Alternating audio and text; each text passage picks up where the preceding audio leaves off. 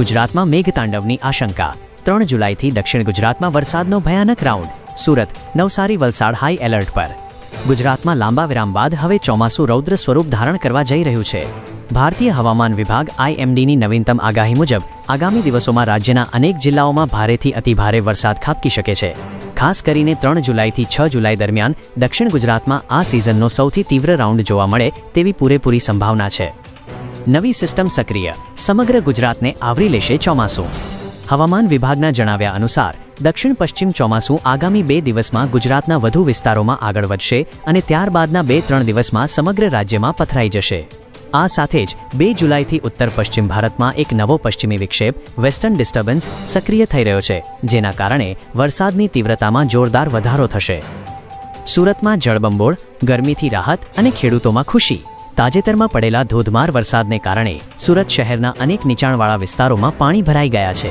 લાંબા સમયના ઉકળાટ અને અસહ્ય ગરમી બાદ મેઘરાજાની ધમાકેદાર એન્ટ્રીથી નાગરિકોએ રાહતનો શ્વાસ લીધો છે।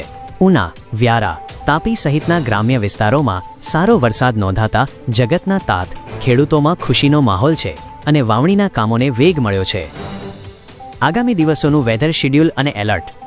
30 જૂનથી 2 જુલાઈ સુરત, નવસારી, વલસાડ, ડાંગ અને તાપી જિલ્લામાં ભારે વરસાદની ચેતવણી। વડોદરા, ભરૂચ, અમરેલી, ભાવનગર અને ગીર સોમનાથમાં પણ ભારે ઝાપટાની શક્યતા। 3 જુલાઈથી 6 જુલાઈ સૌથી ભયાનક તબક્કો।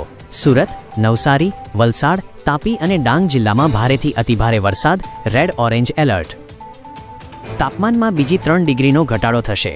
હાલમાં ઉત્તર ગુજરાત અને સૌરાષ્ટ્રના કેટલાક ભાગોમાં તાપમાન સામાન્ય કરતાં ઊંચું છે, પરંતુ ચોમાસું સંપૂર્ણ સક્રિય થતાં જ આગામી 24મી 48 કલાકમાં મહત્તમ તાપમાનમાં બીજી 3 ડિગ્રી સેલ્સિયસનો ઘટાડો નોંધાશે, જેનાથી વાતાવરણમાં ઠંડક પ્રસરી જશે।